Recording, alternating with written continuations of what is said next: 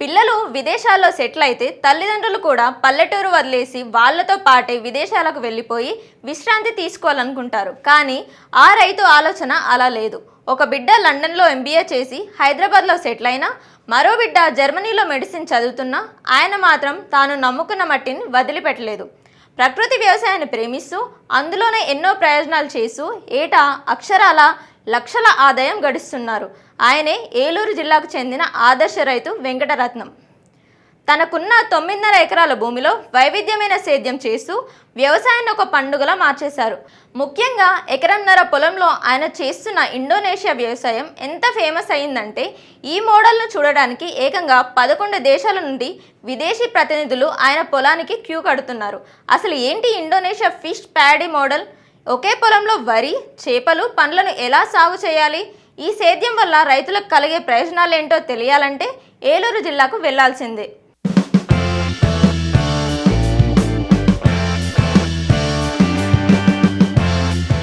ఏలూరు జిల్లా ఉంగుటూరు నియోజకవర్గంలోని నాచుగుంటలో ఒక ఆదర్శ రైతు అయితే ఆర్గానిక్ పద్ధతిలో, అలాగే ఇండోనేషియా పద్ధతిలో అతనుకున్న 1.5 ఎకరం భూమిలో చుట్టూరు చేపల చెరువు వేసి మధ్యలో వరి పండిస్తూ చుట్టూరు అంటే పొలం చుట్టూరు ఏదైతే ఉన్నాయో రకరకాల ఫ్రూట్స్, బనానా కానివ్వండి, దానిమ్మ కానివ్వండి, అలాగే కూరగాయలు కానివ్వండి పంచే పరిస్థితి అయితే ఉంది. ప్రస్తుతం మనం అతని పొలం వద్దే ఉన్నాం. పొలం విజువల్స్లో చూడొచ్చు. చుట్టూరు అంటే ఇప్పటి వరకు కూడా పొలంలో వరేస్తారు, లేకపోతే చేపల చెరువు ఉంటుంది, లేకపోతే పండ్ల తోట ఉంటుంది. అంటే వరి వేసిన చోట చుట్టూరు కూడా పండ్ల తోటను చూసి ఉంటాం. కానీ ఇక్కడైతే దానికి భిన్నంగా చుట్టూరు అతనుకున్న 1.5 ఎకరం భూమిలో చుట్టూరు చేపల చెరువు వేసి మధ్యలో ఉన్న 70 సెంట్లు అయితే వరిని వేశారు. అలాగే ఆ గట్టు ఏదైతే ఉందో గట్టు చుట్టూరు కూడా ఇటు సపోటా కానివ్వండి, బనానా, అలాగే రకరకాల ఏదైతే ఫ్రూట్స్ ఉంటాయో మ్యాంగో కానీ, కోకోనట్ కానీ, ఇతర ఈ వెజిటేబుల్స్ ఏమి ఉంటాయో వెజిటేబుల్స్ని కూడా పండిస్తున్న పరిస్థితి అయితే ఉంది.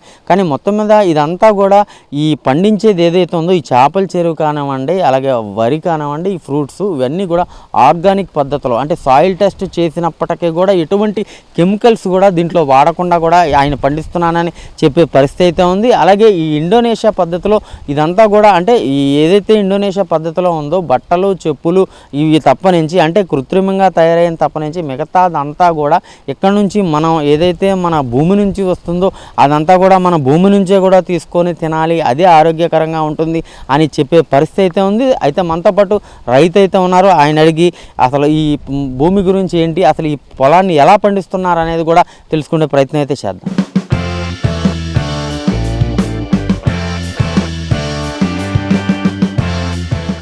ఉమ్మడి పశ్చిమ గోదావరి జిల్లా అంటేనే వ్యవసాయానికి పెట్టింది పేరు. ముఖ్యంగా ఏలూరు జిల్లా ప్రాంతంలో మెజారిటీ జనాభా వరి సాగు మీద ఆధారపడి జీవిస్తున్నారు.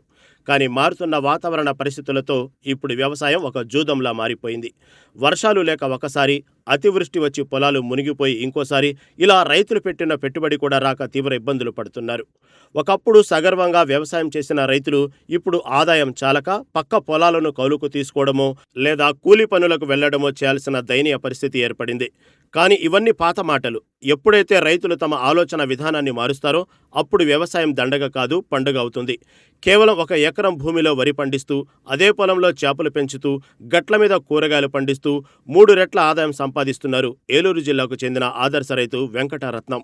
ఈ ఆధునిక సాగు విధానాన్నే సమీకృత వ్యవసాయం అంటారు.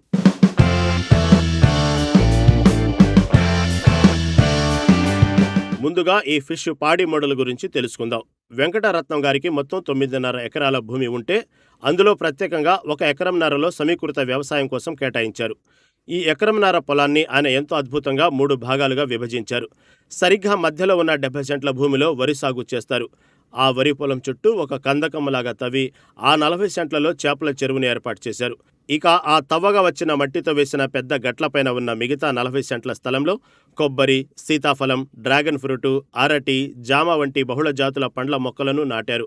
అంటే పొలంలో ఏ ఒక్క అంగుళం కూడా వృధా పోకుండా నీటిలో చేపలు, నీటి మధ్యలో వరి, గట్ల మీద పండ్లు, ఇలా 3 రకాలుగా ఒకేసారి పంటను, ఆదాయాన్ని పొందుతున్నారు. ఇది చిన్న సన్నకారు రైతులకు ఒక అద్భుతమైన సాగు పద్ధతి.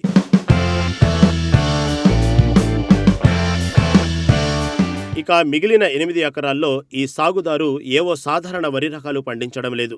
కనుమరుగవుతున్న అత్యంత పోషకాలు కలిగిన దేశవాళీ వరి రకాలకు ఆయన ప్రాణం పోస్తున్నారు.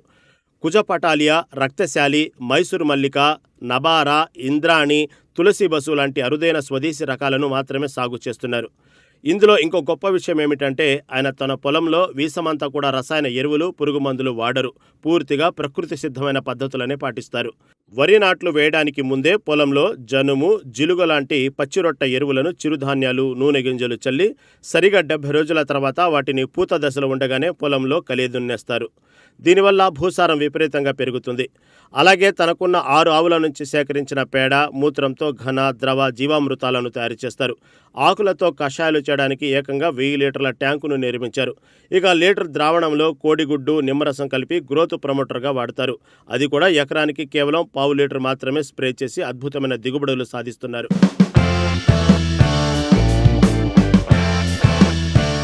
రైతు వెంకటరత్నం సాధిస్తున్న ఈ అద్భుతాలను చూసి రాష్ట్ర, దేశ అధికారులే కాదు విదేశీయులు కూడా ఫిదా అవుతున్నారు. రసాయనాలు లేని ఈ ఇంటిగ్రేటెడ్ ఫార్మింగ్ను అధ్యయనం చేయడానికి ఇప్పటికే 11 దేశాల ప్రతినిధులు ఆయన పొలాన్ని విజిట్ చేశారు. అయితే తన జ్ఞానాన్ని కేవలం తనకే పరిమితం చేసుకోకుండా తోటి రైతులకు కూడా ఉచితంగా పంచుతున్నారు ఈ ఆదర్శ రైతు. 2007 నుంచి ప్రకృతి సేద్యం చేస్తున్న ఆయన 2019లో ఈ షిఫ్ట్ పాడి మోడల్కు రూపకల్పన చేశారు. గత 15 ఏళ్లుగా ప్రతి నెల 9వ తేదీన తన పొలంలోనే ఇతర రైతులకు, వ్యవసాయం పట్ల ఆసక్తి ఉన్న యువతకు ఉచితంగా క్లాసులు నిర్వహిస్తున్నారు. ప్రకృతి వ్యవసాయం ఎలా చేయాలి, కషాయాలు ఎలా తయారు చేసుకోవాలి, ఈ మోడల్ను ఎలా నిర్మించుకోవాలో ఎంతో ఓపికగా వివరిస్తూ ఎందరికో మార్గదర్శకంగా నిలుస్తున్నారు. అయితే ఇండోనేషియా పద్ధతిలో అసలు ఎలా పండిస్తున్నారు, ఈ మధ్యలో ప్యాడీ వేసి అలాగే చుట్టూరు చెరువు వేశారు, ఫ్రూట్స్ కూడా వేశారు, మనతో పాటు రైతు ఉన్నారు, ఎలా పండిస్తున్నారు ఏంటనేది తెలుసుకుందాం. సరే, ఇది ఇండోనేషియా పద్ధతిలో చేస్తున్నారు, చుట్టూరు ఇప్పటివరకు కూడా ఇలా చేపల చెరువు వేసి మధ్యలో వరేసిన పరిస్థితులు ఎక్కడా కూడా కనపడలేదు. ఇది ఎలా చేస్తున్నారండి? యాక్చువల్గా అయితే 1 ఎకరం భూమి తీసుకుని నేను ఒక 2015లో నేను ఏం చేశానంటే ఒక పీపీటీ ఒకటి చూడడం జరిగింది. ఆ పీపీటీలో మన ఈవీసీ ఎగ్జిక్యూటివ్ వైస్ చైర్మన్ గారు, అలాగే ఆర్వైఎస్ఎస్లో రాయుడు గారు, వీళ్ళంతా కూడా మనకి రాజేంద్ర నగర్ ఇన్స్టిట్యూట్ దగ్గర మనకి ఒక పీపీటీ వేయడం జరిగిందండి, ఎల్బీవి సత్యనారాయణ గారు. అయితే దానిలో అది చూసిన తర్వాత నేను ఇన్స్పైర్ అయ్యి ఈవీ ఎగ్జిక్యూటివ్ వైస్ చైర్మన్ గారు అన్నారు, రత్నాజీ గారు మీరు కూడా మనకి ఈ విధంగా చేయొచ్చు కదా, మోడల్గా ఉంటుంది కదా అని అంటే, మాది అప్లాండ్ ఏరియా అండి, బోర్వెల్ దగ్గర అండి అని చెప్పడం జరిగింది. అది నాకు బాగా నచ్చి నేను ఆ వీడియో చూసిన తర్వాత వచ్చి నేను ఈ విధంగా నేను ఈ ప్లాంట్ అనేది ఏర్పాటు చేసుకోవడం జరిగింది. ఇంతకుముందు బీపీటీ, పిఎల్ఏ 1100 ఆ రకాలు విడిచేవాళ్ళం. కానీ 4 సంవత్సరాల నుంచి కూడా మేము పూర్తిగా దేశీ వెరైటీస్, ఎలాగ ప్రకృతి వ్యవసాయం చేస్తున్నాం కదా అని చెప్పి మేము పూర్తిగా నేను ఇలాగ దేశీ వెరైటీస్లోకి రావడం జరిగింది. అదేవిధంగా మేము 2007లో నేను ఈ గోదావరి వ్యవసాయం స్టార్ట్ చేయడం జరిగింది. 2007 నుంచి అంటే దగ్గర 20 సంవత్సరాల నుంచి కూడా మా భూమిలో ఎరువులు, పురుగు మందులు కానీ, కలుపు మందులు కానీ ఏమి కూడా మేము రసాయన ఎరువులన్నీ కూడా వాడుకోకుండా మేము పూర్తిగా ప్రకృతి సిద్ధంగా గోదావరి వ్యవసాయంతో మేము వ్యవసాయం చేయడం జరుగుతుందండి. అంటే మనం అలాగా ఏంటంటే ఒక రైతు చెప్పు, బట్టలు, ఉప్పు తప్ప బయట నుంచి ఇంకేమి తీసుకోకూడదన్న కాన్సెప్ట్ తోటి ఇది నాకు బాగా నచ్చి నేను గత 6 సంవత్సరాల నుంచి కూడా నేను ఈ మోడల్ని డిజైన్ చేసుకున్నానండి. 70 సెంట్లు వెరిచేను ఉందండి. అలాగే 5 మీటర్ల వెడల్పు, 2 మీటర్ల లోతు కూడా ట్రించ్ తీసుకోవడం జరిగింది. ఆ ట్రించ్లో వచ్చిన మట్టి ఏదైతే ఉందో ఒక 6 మీటర్ల వెడల్పు గట్టు తయారు చేసుకోవడం జరిగిందండి. దీని మీద వివిధ రకాల మొక్కలు, ఆకుకూరలు అయితేనేమండి, కాయగూరలు, పళ్ళ మొక్కలు అన్నీ కూడా ఈ విధంగా నేను 50 రకాల మొక్కలు ఈ గట్టు మీద వేసుకోవడం జరిగిందండి. దీని కాన్సెప్ట్ ఏంటంటే, దీనికి ఒక రైతు చెప్పు, బట్టలు, ఉప్పు తప్ప బయట నుంచి ఏమి తీసుకోకూడదన్న కాన్సెప్ట్తో దీన్ని మేము చేపట్టడం జరిగిందండి. ఈ విధంగా మేము దీని మీద మామూలు రైతు కంటే కూడా అధిక ఆదాయం అనేది మేము తీసుకోవడం జరుగుతుంది. ఏం చేద్దామంటే, మేము చేపలు వేసుకున్నామంటే 3000 పిల్ల వేసామంటే 3000 కూడా మాకు ఒక్క నెంబర్ కూడా చనిపోకుండా అన్నీ కూడా మాకు రావడం జరుగుతుంది. ఏం చేద్దామంటే అది ప్రకృతి సిద్ధంగా చేయడం వల్లనే మేము పంచగవ్య వేసుకుంటాము. 15 రోజులకు ఒకసారి 3 లీటర్లు పంచగవ్య వేస్తానండి. ఘనజీవామృతం వేసుకుంటాం, ద్రవజీవామృతం వేస్తాము. అలాగే వీటికి మేత ఏదైతే ఉందో అది మేము ఓన్గానే సొంతంగానే తయారు చేయించుకుని అది కూడా మేత కూడా వేసుకోవడం జరుగుతుంది. ఈ విధంగా మాకు బయట మార్కెట్ 120, 150 ఉంటే మేము 170, 180 రూపాయలకి మేము విక్రయించడం జరుగుతుంది. దీన్ని ఇప్పుడు మేము ఇంకేం చేస్తున్నామంటే, వరి ఏదైతే ఉందో ఆ వరి అంతా కూడా మేము వాల్యుయేషన్ చేసి వస్తు మార్పిడి బియ్యంగా మార్చి దాన్ని మేము విక్రయించడం జరుగుతుంది. మనకు ఒక బస్తా 1750 రూపాయలకి అమ్మితే 75 కేజీలు నాకు 4,480 రూపాయలకి ఇంతకుముందు విక్రయించడం జరిగింది. ఇప్పుడు దాన్ని ఏం చేస్తున్నామంటే ఈ సంవత్సరం 5 రూపాయలు పెంచడం జరిగింది. ఇప్పటివరకు 80 రూపాయలకి ఇచ్చామండి. ఈ 1 తారీఖు నుంచి 85 రూపాయలు చేయడం జరిగింది. ఈ విధంగా మనం చేసినట్టయితే రైతుకి అధిక ఆదాయం అనేది రావడమే కాకుండా మన ఆహారం ఎవరు తిన్నా కానీ అందరూ ఆరోగ్యంగా ఉంటారని చెప్పి మేము ఈ వ్యవసాయం చేపట్టడం జరిగిందండి. అది ఇప్పుడు వరి మీరు 80 రూపాయలు అమ్ముతున్నాను అంటున్నారు కదా, ఈ బియ్యం వచ్చి అది ఏ రకం అండి? అది ఇది కూజీ పటాలి అండి. దీనిలో ఒక పంటకి కూజీ పటాలి వేస్తాము, ఒక పంటకి రత్నచోడి వేస్తాము. ఇలా వివిధ రకాల దేశీ వెరైటీస్ అన్నీ కూడా మేము ఇక్కడ పండించుకుని మేము ఓన్గా మిల్లింగ్ ఆడించుకొని విక్రయించడం జరుగుతుంది. నేరుగా నా బియ్యం త్రూఅవుట్ మొత్తం ఇండియా మొత్తం వెళ్తాయండి. పూణే, బెంగళూరు, ఢిల్లీ, పంజాబ్, హర్యానా ఇంచుమించు మొత్తం మన ఇండియా మొత్తం మేము పంపించడం జరుగుతుంది. ఈ 70 సెంట్లకు కానీ ఎంత దిగుబడి వస్తుందండి? 70 సెంట్లకు గాను మేము దేశీ వెరైటీస్ 25-26 బస్తాలు అవుతుందండి ఎకరానికి వచ్చి. అంటే 38 బస్తాల వరకు మేము 2 పంటలు కూడా తీసుకోవడం జరుగుతుంది. 38 బస్తాలకు కూడా మేము వాల్యుయేషన్ చేయడం వల్ల మాకు ఎక్కువ ఆదాయం అనేది రావడం జరుగుతుంది. అదేవిధంగా 40 సెంట్లలో చేపలకైతేనేమి మాకు దీనికైతేనే ఎక్కడున్న యూనిట్లో ఖర్చులు పోను మాకు ఎకరా 1,80,000 నుంచి 2 లక్షల వరకు మేము ఆదాయం తీసుకోవడం జరుగుతుంది. ఇది వాస్తవంగా చూస్తే ఈ చేపల చెరువు ఎక్కడైతే ఉంటుందో చేపల చెరువు గట్టు చుట్టూరు కూడా పళ్ళ తోటలు కానివ్వండి, ఏ చెట్టు కూడా పెరిగే పరిస్థితి అయితే ఉంటుంది. ఎలా పెరుగుతుంది అంటున్నారు? ఇటు వరికి కానివ్వండి, ఈ ఫ్రూట్స్ చెట్లు, ఈ కోకోనట్స్ ఇవన్నీ ఉన్నాయి, వాటికి ఏమన్నా హాని జరుగుద్దా? అసలు ఎలా పెంచడం సాధ్యమైంది? అంటే మాకు ఒకదానికొకటే ఏంటంటే లింకప్ అండి. అన్ని పంటలు కూడా ఇప్పుడు మునగ ఉందండి, ఐరన్, కాల్షియం, మెగ్నీషియం రిలీజ్ అవుతూ ఉంటుంది. అవి కూడా 10-15 చెట్లు ఉన్నాయండి. కొబ్బరి చెట్లు ఎందుకు వేసామంటే బండ అనేది గట్టిగా ఉంటుంది, ఏరు వ్యవస్థ అనేది గట్టిగా చిక్కగా వచ్చి బండ జారిపోకుండా ఉంటుంది. దీనిలో నేను 700 అరటి చెట్లును, అదేవిధంగా 80 కొబ్బరి మొక్కలు, మామిడి, సపోటా, దానిమ్మ, డ్రాగన్ ఫ్రూటు, అంజూరా, ఫ్యాషన్ ఫ్రూటు, ఫల్సా ఫ్రూటు, అలాగే వినాయక చవితికి కావాల్సిన మొత్తం పత్రులన్నీ కూడా మేము దీని మీద వేసుకోవడం జరిగిందండి. ఈ విధంగా మేము వేసుకుని మేము ఆదాయం అనేది తీసుకోవడం జరుగుతుంది. ఎంచేత అంటే మేము ఈ గట్టు మీద కూడా కలుపు మందు కొట్టమండి. బ్రష్ కట్టర్ ఉంది, మొక్కల మొదలు మల్చింగ్ చేసేసుకుని బ్రష్ కట్టర్తో చేసుకోవడం వల్ల మాకు కలుపు సమస్య కూడా రాదు. ఈ విధంగా మేము చేను కూడా ఏ విధమైన కలుపు మందులు కూడా వాడకుండా ప్రకృతి సిద్ధంగానే మేము పండించుకుని ఈ విధంగా మేము మార్కెట్ చేసుకుని ప్రతి రైతు మాకు 2 అబ్బాయిలండి, ఒక అబ్బాయి జర్మనీలోను, ఒక అబ్బాయి లండన్లోను. నేను 2 అబ్బాయిలను కూడా నేను ఈ ప్రకృతి వ్యవసాయం చేయడం మూలంగానే నేను ఎవరి దగ్గరికి వెళ్ళి డబ్బులు తెచ్చుకోకుండా నా డబ్బులతో నేను స్వయంగా నేను పిల్లల్ని కూడా చదివించుకోవడం జరుగుతుంది. ఇది నేను గర్వంగా చెప్పగలనండి.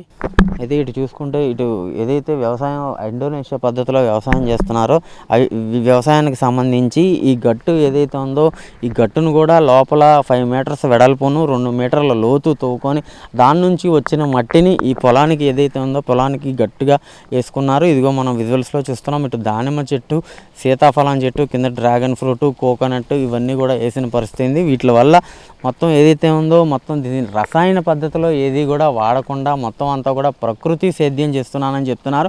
అలాగే ఇలా చేయటం వల్ల అధిక దిగుబడి వస్తుంది, అలాగే అధిక సంపద కూడా వస్తుంది, నష్టపోయే పరిస్థితి అయితే ఉండదు అని చెప్పే పరిస్థితులు కూడా ఉన్నాయి.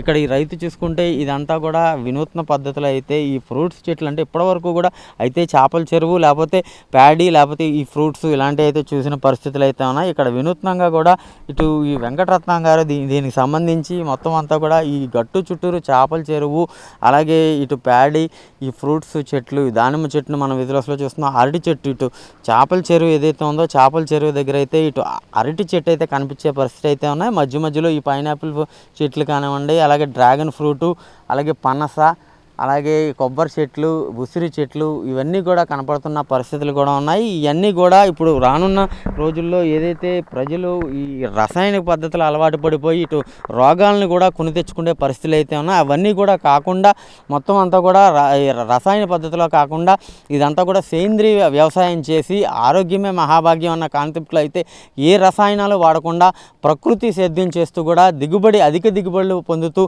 అలాగే రాబడి కూడా నష్టం కూడా లేకుండా రైతు ఎప్పుడు కూడా ఈ భూమిని నమ్ముకుంటే రైతు ఎప్పుడు కూడా సుఖ సంతోషాలతో ఉంటాడని ఆయనైతే చెప్పే పరిస్థితి అయితే ఉంది.